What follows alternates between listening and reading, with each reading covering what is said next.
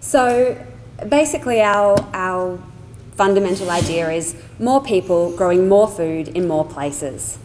And the way we aim to achieve that is through facilitating community members or small businesses or whoever comes to us really with an interest in growing food and helping them overcome the barriers that stand between them and their dream. So help them get access to the land, help them overcome the bureaucratic red tape and create something that's going to be successful. And this was our first ever food garden that we made. It was kind of a test of our model back in 2014.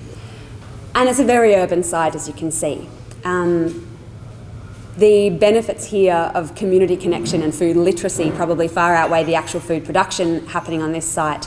But the barriers and the principles of the model are the same no matter what site you're on and no matter what scale of gardening you're doing or farming. So we kind of identified certain barriers and we're working to overcome them in three major areas. The first one is in empower. So this is really in working with the community and giving them the resources and tools and connections that they need to be able to make their projects happen.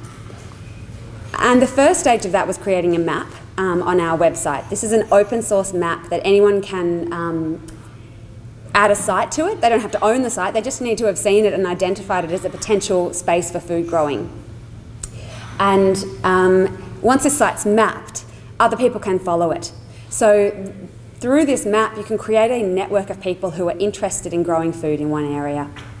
And that little core community or core group who's pushing to make something happen is really the first thing that you need if you're a community group pushing to start a project.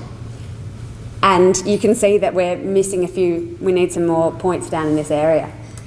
To go along with the map, we also created a toolkit on our website. So this is a how-to guide of starting a food growing project. And it's really covers off all of the things you're going to need to think about. So, you know, the insurance, the funding, the coming to an agreement with a landowner, getting a lease or a memorandum of understanding, all of the boring stuff that can seem quite intimidating and overwhelming to a group that's never done it before. And in addition to that, a toolkit online, words can only go so far. So there's also the staff of 3,000 Acres and our volunteers who've been through this process a number of times. And although the barriers might be different each time, we're used to overcoming them, we're used to looking for solutions. And the second thing is that we have connections and knowledge in the community.